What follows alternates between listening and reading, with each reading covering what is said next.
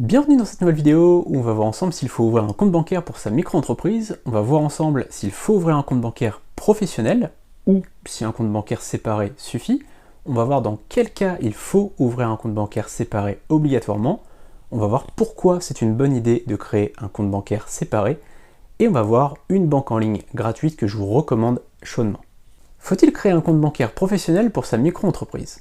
La réponse est non.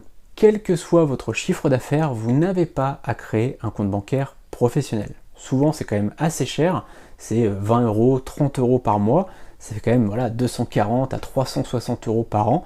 C'est un coût et ce coût, il peut être évité, puisqu'il suffit dans certains cas, c'est pas toujours le cas, mais dans certains cas, vous devrez avoir un compte bancaire séparé. On en parlera juste après des conditions, mais donc dans certains cas, il faudra un compte bancaire séparé. Mais séparé, ça ne veut pas dire un compte bancaire professionnel, et d'ailleurs c'est pas moi qui le dis, sur le site du gouvernement, c'est explicitement dit, je vous ai mis le lien dans la description, vous pourrez voir, l'article parle bien de compte bancaire distinct, de compte bancaire séparé, et il précise bien que le compte bancaire professionnel n'est pas obligatoire. Dans quel cas faut-il créer un compte bancaire séparé pour sa micro-entreprise? Eh bien à partir du moment où vous ferez 10 000 euros de chiffre d'affaires 2 années de suite, vous devrez créer un compte bancaire séparé. Encore une fois, compte bancaire séparé ne veut pas dire compte bancaire pro. Simplement, demandez à votre banquier d'ouvrir un autre compte courant, tout simplement, pour votre micro-entreprise. Donc vous aurez votre compte pour vous en tant que perso, quand vous payez votre loyer, votre facture de chauffage, etc. Et puis vous aurez un compte séparé pour votre micro-entreprise où vous payerez vos fournisseurs, vos logiciels, etc. Vous pourrez très bien aussi aller dans une autre banque, vous pouvez en profiter pour avoir par exemple des primes de parrainage, c'est ce qu'on va voir juste après. Pourquoi je conseille de créer dès le départ un compte séparé pour sa micro-entreprise? Eh bien tout simplement pour distinguer les opérations personnelles, le loyer, les factures d'EDF, de téléphone, d'internet, etc. et les factures professionnelles, même si encore une fois ce n'est pas sur un compte professionnel, c'est quand même sur votre activité professionnelle, que ce soit votre logiciel de montage, votre autorépondeur, votre facture d'hébergement web, etc. Tout ça, vous allez les mettre sur votre compte, non pas professionnel, mais sur le compte de votre micro-entreprise. Ça vous permet de gérer beaucoup plus facilement votre micro-entreprise en sachant quel fournisseur vous avez, à quel moment ça se débite, quel est le montant. Si vous avez des abonnements, vous savez à quelle date ça va se débiter sur votre compte, ça va être beaucoup plus facile. Et au moins, vous pouvez vous faire un Google Sheet ou un Excel de vos dépenses perso sur votre compte perso et de vos dépenses pro sur votre compte d'activité.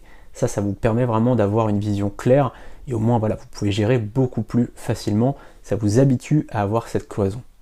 Quelle banque gratuite utiliser pour sa micro-entreprise? Personnellement, je vous recommande chaudement Boursobank, c'est Boursorama Bank, l'ancien nom, maintenant c'est Boursobank, et cette banque est totalement gratuite. Vous pouvez l'utiliser en tant que micro-entrepreneur, personnellement je l'utilise à des fins personnelles, sur mon compte perso, puisque je suis en société, et donc comme je suis en société, ma société est chez Conto, mais à des fins personnelles, je l'utilise, Boursobank, et c'est vraiment très très bien, je l'utilise comme compte principal, c'est vraiment super, et je vous recommande. Franchement, ça fait je crois 5 ans ou 6 ans que je suis chez eux, j'ai jamais rien payé, contrairement à une banque pro. Si vous prenez un compte pro dans une autre banque où vous allez payer 30 euros par mois, ou même 20 euros par mois, vous imaginez sur 4 ans, si vous payez 20 euros par mois, ça vous fait pas loin de 1000 euros. Ça vous fait 960 euros sur 4 ans.